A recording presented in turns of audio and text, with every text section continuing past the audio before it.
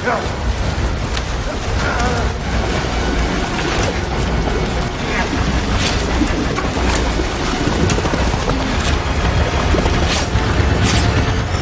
see you soon.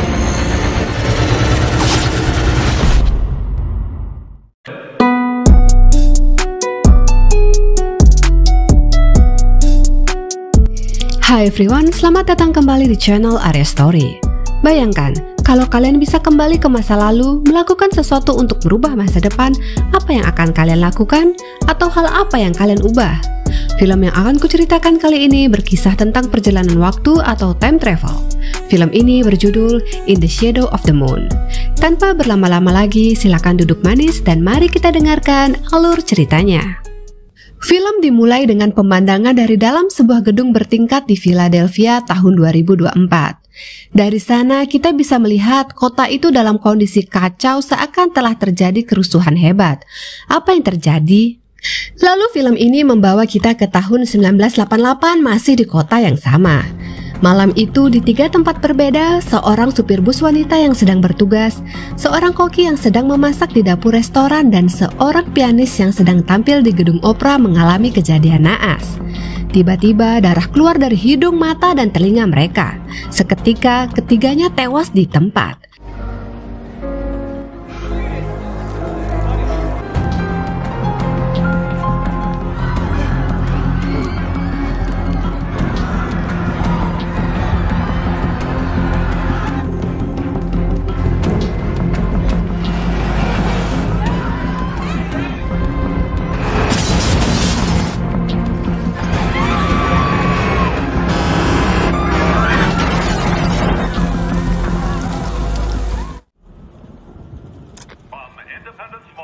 Cerita akan berfokus pada seorang polisi bernama Tommy Lockhart. Malam itu Tommy memasak untuk istrinya yang sedang hamil tua dan lantas ia pergi bekerja. Tommy dijemput rekan kerjanya yang bernama Maddox. Lantas mereka berdua berangkat menuju tempat kecelakaan bus. Di sana Tommy memeriksa mayat supir wanita dan mendapati kejanggalan, di mana darah yang keluar bercampur dengan otak yang meleleh. Di TKP tersebut bertugas seorang detektif bernama Holt yang juga merupakan adik ipar Tommy. Lalu Tommy memeriksa leher korban dan menemukan luka tusukan kecil yang tidak umum yang nampak seperti bekas suntikan. Tommy dan Maddox lantas memeriksa TKP lain dan menemukan luka tusukan serupa pada kedua mayat lainnya. Tommy sebenarnya ingin menyelidiki kasus ini bersama dengan Holt, namun Holt menolaknya. Holt menganggap kasus ini adalah wewenangnya sebagai detektif kota. Namun Tommy tidak tinggal diam, dia ingin mengetahui apa penyebab kematian korban. Lantas Tommy pergi ke rumah sakit dan menemui dokter yang mengotopsi korban. Dari sana Tommy mendapatkan informasi bahwa luka yang ia lihat merupakan bekas injeksi jarum suntik dan otak yang meleleh disebabkan oleh unsur kimia yang belum diketahui. Lantas keduanya pergi mencari makan malam. Saat itu dari radio komunikasi diinfokan terjadi penyerangan di sebuah klub malam. Mendapat info bahwa korban memiliki luka tusuk yang sama dan masih hidup, lantas Tommy segera meluncur ke TKP. Di sana sang korban menceritakan kepada Tommy ciri-ciri pelaku penyerangan, di mana pelaku adalah seorang wanita kulit hitam yang mengenakan jaket biru dan tangan kiri pelaku dilumuri darah. Lalu Holt datang ke lokasi dan mewawancarai korban. Tidak sempat banyak bercerita, tiba-tiba darah keluar dari hidung dan mata wanita itu dan lantas ia tewas seketika. Polisi bergerak cepat. Malam itu semua wanita berkulit hitam yang berjaket biru ditangkap dan dibawa ke kantor polisi. Di saat Tommy berpatroli, ia berpapasan dengan seseorang. Orang itu berjaket biru dan ada noda darah di tangannya. Seketika orang itu berlari dan kabur. Tommy mengejarnya. Hampir bisa dipastikan bahwa orang yang Tommy kejar itu adalah pelakunya. Pengejaran berlangsung hingga ke stasiun kereta bawah tanah. Saat masuk ke jalur kereta, Tommy menemukan senjata injeksi milik pelaku. Maddox yang masuk melalui stasiun menemukan pelaku. Namun saat akan ditangkap, pelaku melakukan perlawanan yang mengakibatkan kaki Maddox patah. Tommy melanjutkan pengejaran, dan saat berhasil menghentikannya, pelaku berbalik dan mengatakan hal yang aneh. Gadis itu mengenal Tommy, memanggil namanya dan memberikan selamat atas kelahiran putrinya. Ia juga minta maaf atas apa yang terjadi pada rekannya, karena tidak sengaja melakukannya. Lantas keduanya terlibat perkelahian dan pelaku berhasil memborgol tangan Tommy. Sebelum pergi, pelaku sempat mengatakan bahwa mereka akan berjumpa lagi. Dengan senjata yang ia temukan, Tommy menyerang pelaku dan akhirnya pelaku tewas tertabrak kereta yang melintas. Polisi lantas melakukan olah TKP dan mencari tahu identitas pelaku. Setelah itu, Tommy diberitahu bahwa istrinya sedang melahirkan dan langsung berangkat ke rumah sakit. Setibanya di rumah sakit, seorang polisi menghampiri Tommy dan menanyakan beberapa hal kepadanya. Polisi itu juga mengecek pistol Tommy dan memberitahu bahwa di tubuh pelaku ditemukan peluru yang cocok dengan peluru yang digunakan Tommy. Namun baik Tommy maupun polisi lain tidak ada yang melepaskan tembakan. Lalu Tommy melihat keadaan istrinya yang sedang melahirkan. Tidak disangka saat itu istrinya tidak kuat melalui proses persalinan dan akhirnya meninggal. Tetapi anaknya berhasil lahir dengan selamat. Singkat cerita, 9 tahun berlalu dan kini kita berada di tahun 1997. Dikisahkan Tommy saat ini sudah menjadi detektif kota. Saat itu merupakan hari ulang tahun anak Tommy. Namanya Amy. Pada hari itu, Tommy memberikan gelang cantik sebagai hadiah ulang tahun. Mereka berencana akan pergi ke kebun binatang, tapi sebelumnya mereka akan mengunjungi makam ibu dulu. Saat berada di makam, Tommy terkejut ketika menemukan di makam istrinya sudah terdapat bunga segar. Pagi itu mereka berdua harus menunda pergi ke kebun binatang karena Tommy harus ke kantor. Diinfokan bahwa telah terjadi kasus serupa seperti 9 tahun lalu dan saat itu mereka langsung menuju TKP. Korban ditemukan tewas di dalam ruang kelas dengan darah keluar dari telinganya. Di leher korban juga terdapat luka tusukan persis seperti kasus 9 tahun lalu. Saat itu Holt juga datang ke TKP dan saat ini dia sudah berpangkat letnan. Lalu seorang polisi memanggil mereka untuk memeriksa rekaman CCTV. Tommy terkejut saat melihat dari rekaman itu terlihat seseorang dengan ciri-ciri serupa dengan pelaku pada kasus 9 tahun silam. Seseorang dengan jaket dan perban di tangan kirinya. Lantas Tommy membuka arsip kasus 9 tahun lalu. Tommy teringat saat itu pelaku mengatakan bahwa mereka akan berjumpa lagi. Dan lantas Tommy memutuskan untuk mencari info dari barang-barang di kasus itu. Selama proses penyelidikan, beberapa pembunuhan juga terjadi di tempat lain. Semua korban tewas dengan kondisi yang sama. Dari barang-barang arsip kasus sebelumnya terdapat sebuah kunci. Dan setelah dicari tahu, ternyata itu adalah kunci pesawat kecil yang baru diproduksi tahun lalu. Bagaimana kunci tersebut bisa ada di tahun 1988? Diketahui bahwa model pesawat serupa ada di bandara terdekat, dan Tommy akan berangkat menuju ke sana. Saat akan pergi, Tommy didatangi oleh seorang ahli fisika bernama Rao. Rao menjelaskan bahwa terdapat fenomena alam yang terkait dengan kasus yang sedang ia tangani. Kedua pembunuh muncul di titik terdekat bumi dan bulan yang terjadi setiap 9 tahun atau yang disebut dengan blood moon, di mana saat itu terjadi akan tercipta sebuah jembatan yang terhubung dengan tempat lain di waktu yang berbeda. Tommy dan Maddox tidak tertarik dengan penjelasan Rao dan langsung menuju bandara. Sesampai di sana, Tommy memanjat pagar dan masuk ke ruang kantor. Saat itu terdapat seorang petugas yang sedang lembur. Merasa ada yang tidak beres, Tommy memberikan pesan lewat tulisan dan petugas itu memberitahu bahwa ada orang lain di sana selain dirinya. Sebelum sempat bertindak, seseorang menodong Tommy dari belakang. Tommy terkejut karena orang itu adalah gadis yang 9 tahun lalu tewas di depan matanya. Gadis itu menyuruh petugas untuk mengikat tangan Tommy, sementara Tommy diam-diam menelpon Maddox untuk meminta bantuan. Saat Maddox datang, seketika gadis itu menembaknya dan Maddox pun tewas. Tommy lantas dibawa pergi terbang dengan pesawat. Saat perjalanan, gadis itu minta kepada Tommy untuk berhenti mengejarnya. Dia melakukan ini untuk menyelamatkan banyak orang. Setiap 9 tahun saat blood moon, dia bisa kembali namun tidak untuk waktu yang lama. Tommy tidak paham apa yang dikatakan wanita itu, dan kemudian dirinya dibuang terjun ke laut. Tommy berhasil selamat dan berenang menuju pantai. Di sana ia melihat pesawat tadi sudah terjatuh dan wanita itu menghilang. Paginya polisi datang menyelamatkan Tommy dan tidak bisa menemukan keberadaan wanita itu. Tommy mengatakan pada Holt bahwa wanita itu telah pergi, ia datang dari masa depan. Singkat cerita, 9 tahun berlalu. Kini kita berada di tahun 2006. Tommy berada di kuburan dan sedang membongkar salah satu makam di sana. Tommy nampak seperti tidak terurus, rambutnya gondrong dan berewokan.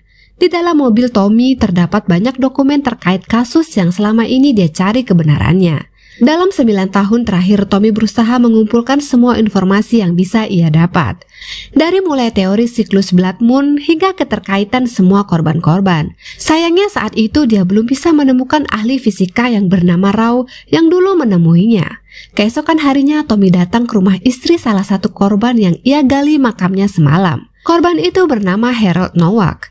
Dari informasi yang istrinya berikan, diketahui bahwa Harold Nowak adalah seorang aktivis. Harold memperjuangkan pemikirannya tentang gerakan melawan elit global di Amerika. Singkatnya, ini adalah gerakan pemberontakan radikal. Dan pemikirannya itu ia sebarkan ke banyak orang melalui surat.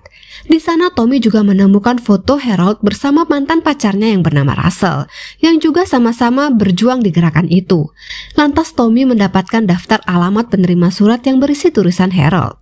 Di daftar itu Tommy menemukan salah satu alamat sesuai dengan alamat korban pada kasus 1988. Jika melihat semua informasi tadi, kita bisa menyimpulkan bahwa semua korban punya kesamaan dan ada tujuan mengapa mereka dibunuh. Lantas Tommy pergi menjemput anaknya Amy. Saat itu Amy sudah berusia 18 tahun. Banyak perubahan yang terjadi selama 9 tahun terakhir. Amy tinggal dan diasuh oleh Holt. Tommy tidak lagi bekerja sebagai polisi dan menghabiskan waktunya hanya untuk mencari kebenaran kasus 1988. Itu sebabnya saat ini Tommy nampak seperti gelandangan. Lantas Tommy menemui Holt. Tommy meminta bantuan Holt untuk menemukan alamat Russell. Tommy juga menceritakan data-data yang baru ia dapatkan. Semua keterkaitan informasi termasuk teori terkait fenomena Blood Moon. Tommy percaya bahwa sang pelaku menjalani perjalanan waktu dengan arah berbeda. Waktu di dunia berjalan maju, sedangkan pelaku itu menjalani perjalanan waktu mundur. Artinya sebelum dia datang di tahun 1988, pelaku itu terlebih dahulu datang ke tahun 1997. Begitu seterusnya. Mendengar semua penjelasan Tommy, Holt nampak tidak tertarik dan muak. Holt kesal melihat Tommy menghabiskan hidupnya untuk terobsesi dengan kasus 18 tahun silam dan menganggap Tommy sudah gila. Tommy terlihat mengejar fantasinya sedangkan hidupnya terbengkalai. Holt lantas berniat pergi, namun Tommy sempat mencuri dompetnya. Dengan bermodalkan ID card milik Holt, Tommy menelpon kantor polisi dan berhasil mendapatkan alamat yang dia cari. Tommy lantas pergi ke alamat tersebut untuk menemui Nyonya Russell. Tak disangka di sana Tommy menemukan Russell sudah tidak bernyawa. Lantas ada suara dari arah loteng dan pelaku keluar ke arah teras rumah. Tommy menembakkan pistol dan mengenai tangan sang pelaku. Lantas keduanya terlibat aksi kejar-kejaran. Tommy terus mengikutinya hingga ke arah pantai. Lalu Tommy masuk ke dalam saluran air dan melihat gadis itu telah berada di dalam sebuah alat berisi air.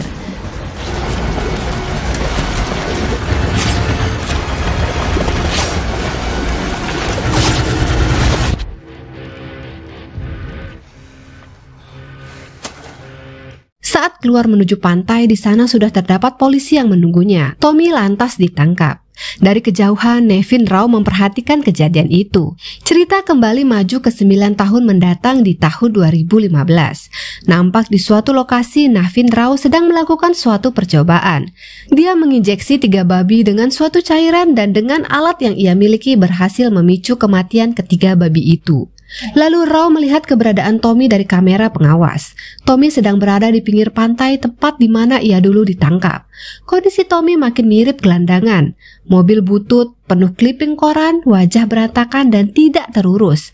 9 tahun berlalu dan Tommy masih menyelidiki kasus ini.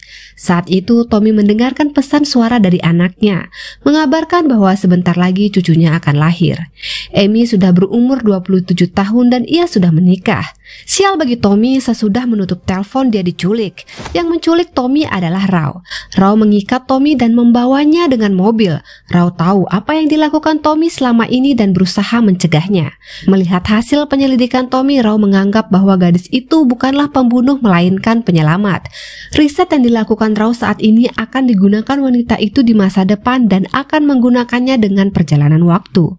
Tommy menganggap apa yang dilakukan gadis itu tidak benar karena dia membunuh orang. Tapi Rao menjelaskan itu dilakukan untuk mencegah sesuatu yang jauh lebih buruk terjadi di masa mendatang.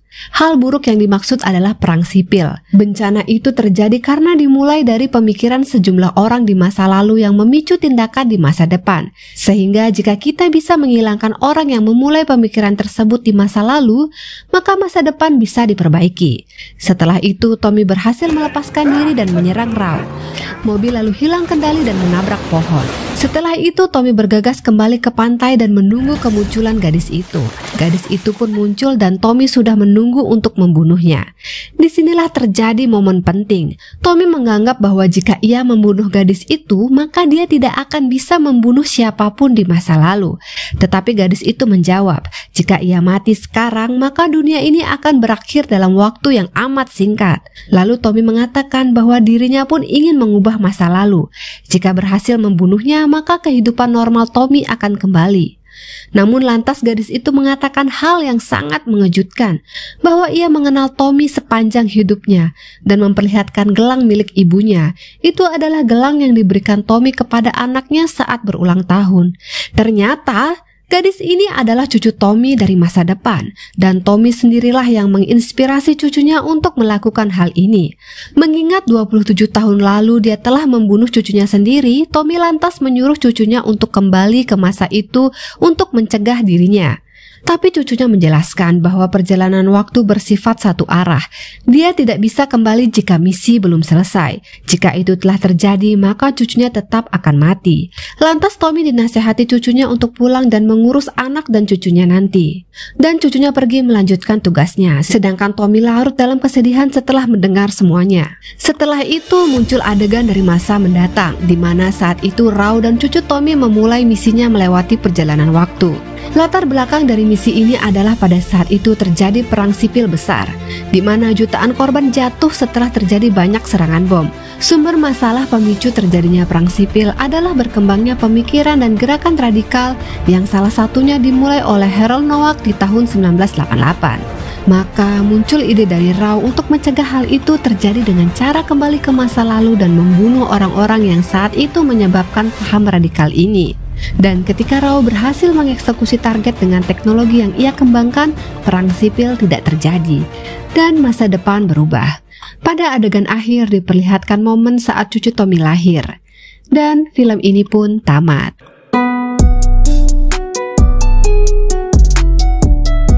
Demikianlah ringkasan cerita film In the Shadow of the Moon. Silakan tulis komentar kalian dan like jika kalian suka. Jangan lupa subscribe channel ini dan sampai jumpa lagi di video selanjutnya. Bye-bye!